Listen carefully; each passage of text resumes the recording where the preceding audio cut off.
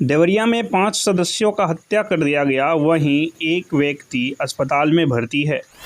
अपराधी इतने दरिंदे थे कि एक 8 साल के मासूम बच्चे को भी नहीं बख्शा, उनका भी हत्या कर दिया गया, गला रेत दिया गया। लेकिन इस घटना की पीछे की कारण क्या है? आखिर देवरिया में, यूपी में इतना बड़ा कांड हुआ कैसे?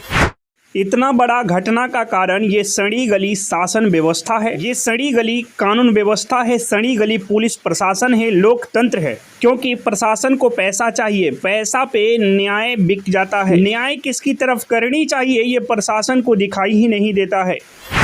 यदि आपके जेब में पैसे हो और बहुत बड़े आप हत्यारे हैं, फिर भी आप जेल से छूटकर बाहर आ जाएंगे और अपनी मौज मस्ती की जिंदगी फिर से जिएंगे। यही है सड़ी गली शासन व्यवस्था, यही है सड़ी गली लोकतंत्र। इसके पीछे की कारण यदि आप जानेंगे तो आप भी कहेंगे कि सच में ये शासन व्यवस्था सड़ी गली है। क्योंकि इसी सड़ी गली शासन व्यवस्था के कारण आज हमारे भारत देश में लाखों लोगों का हत्या हो जा रहा है और उनका न्याय मिलता ही नहीं है। वह न्याय पाने के लिए पीड़ित व्यक्ति दर बदर की ठोकरें खाते हैं, पर उनका सुनने वाला कोई नहीं होता है। चलिए इसके पीछे की सारी सच्चाई हम बताते हैं, आखिरकार यह घटना हुआ कैसे और इसमें सारा का सारा लापरवाही प्रशासन की ही है। कैसे है ये सारा मैं इस वीडियो में बताने वाला हूँ।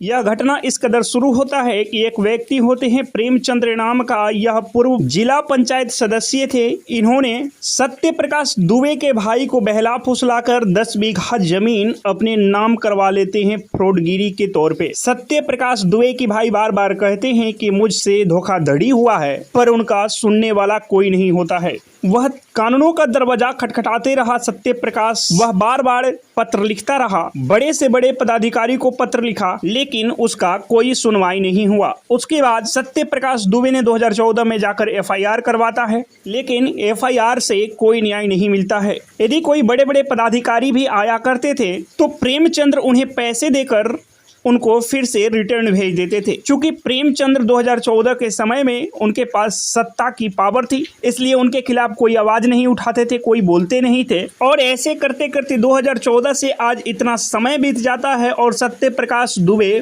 को कोई इंसाफ नहीं मिलता है। फिर प्रेमचंद्र अपना जमीन देखने के लिए जाता है, वो जमीन जो सत्य प्रकाश दुबे का भाई से खरीदा था, और वहां जाने के बाद सत्य प्रकाश दुबे का घर पे चला जाता है और वहां जाकर बकझक करने लगता है। बकझक इतनी बढ़ जाती है, बात विवाद इतनी बढ़ जाती है, गाली गलौज होने लगता है, वहीं पे मारपीट शुरू हो जाता है। फिर प्रेमचंद्र यादव को सत्य प्रकाश दुबे के घर वाले और सत्य प्रकाश ने मिलकर वहां हत्या कर देते हैं, उनका गला रेत देते हैं। जिसके बाद यह भनक लगती है प्रेमचंद्र के परिजनों को और उनके गांव वालों को।